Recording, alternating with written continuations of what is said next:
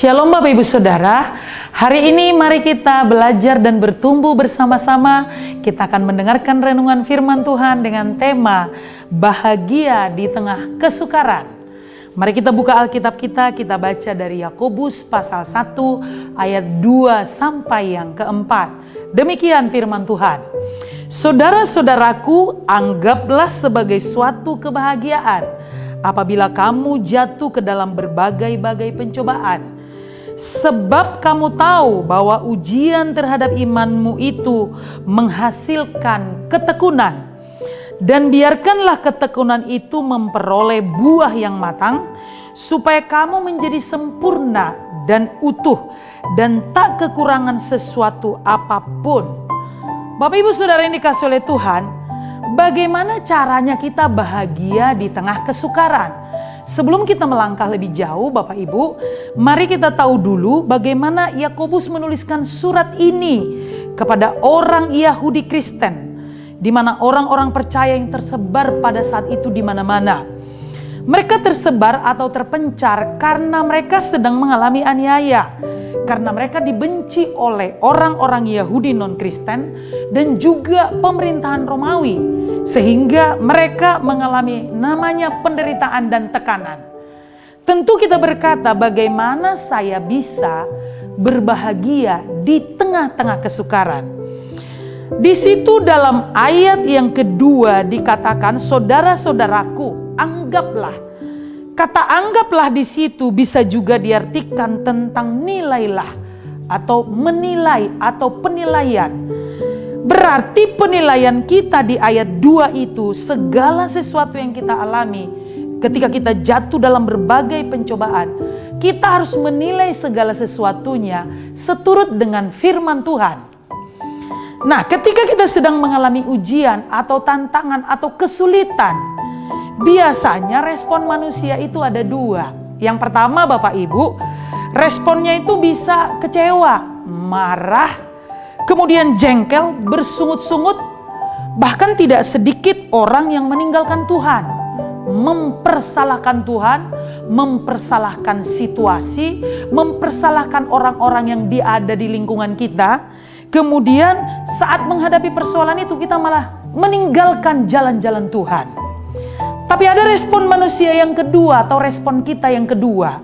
Ada orang ketika mengalami kesulitan, mengalami tantangan, mengalami pergumulan, ada orang yang tetap bisa tenang, bisa bersukacita, bertahan dalam imannya, dan tetap berpengharapan kepada Tuhan, bahkan bisa bersyukur. Apa sih rahasianya? Kenapa respon yang kedua ini begitu berbeda, berbanding terbalik dengan respon yang pertama? Ternyata Bapak Ibu, yang harus kita pilih pasti adalah bagian yang kedua. Bagaimana kita bisa menghasilkan respon yang kedua tadi? Ternyata ketika kita menang terhadap ujian itu, ketika ada Tuhan dalam kehidupan kita, maka kita pasti akan menang. Dikatakan di sini dalam ayat yang ketiga, sebab kamu tahu bahwa ujian terhadap imanmu itu menghasilkan ketekunan. Saya bacakan dari firman Allah yang hidup. Boleh kita baca bersama-sama dari ayat yang ketiga. Karena jika jalan kehidupan itu sulit, kesabaran saudara memperoleh kesempatan untuk tumbuh. Berarti Bapak Ibu Saudara, ketika ada jalan yang sulit sedang kita hadapi, seharusnya ketekunan itu yang muncul. Nah, apa arti ketekunan Bapak Ibu Saudara? Saya sudah gambarkan 3 di sini arti ketekunan. Yang pertama, kesabaran. Berarti ketekunan itu sama dengan sabar. Kemudian yang kedua, ketahanan. Jadi kita punya daya tahan yang kuat. Kemudian yang ketiga, kemampuan bertahan dalam menghadapi kesukaran. Nah, ketika ketekunan itu terus tumbuh Bapak Ibu Saudara, dikatakan tadi, sebab kamu tahu bahwa ujian terhadap imanmu itu menghasilkan ketekunan. Berarti dia akan menghasilkan kesabaran, ketahanan, kemampuan bertahan dalam menghadapi kesukaran. Sehingga nanti Bapak Ibu Saudara, hasilnya adalah ayat 4. ketika kesabaran kita atau ketika ketahanan kita bertumbuh, hasilnya 4 dalam firman Allah yang hidup. Sebab itu, sebab hal-hal yang di atas tadi yang saya bicarakan, biarkanlah kesabaran saudara tumbuh dan janganlah melarikan diri dari persoalan yang saudara hadapi. Hari-hari ini mungkin kita punya persoalan yang kita hadapi, bahkan sulit. Jangan melarikan diri Bapak Ibu Saudara. Hadapi dengan sabar. Karena apabila kesabaran saudara telah berkembang sepenuhnya.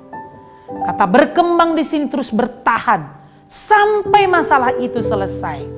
Sampai situasi yang sulit itu berakhir. Maka saudara akan sanggup menghadapi segala sesuatu.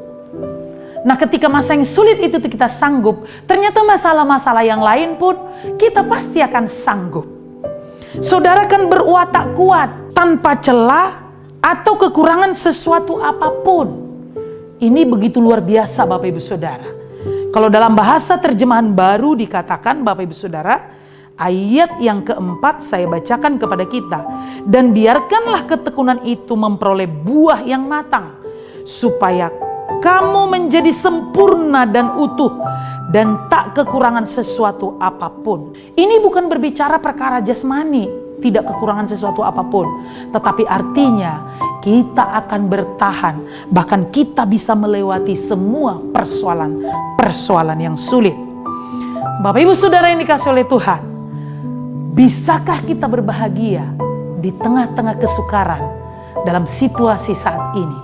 Saya percaya kalau kita tetap ada dalam Kristus, kalau kita terus tetap tahan uji, maka kita akan bisa berbahagia di tengah kesulitan. Tuhan Yesus memberkati Bapak Ibu Saudara.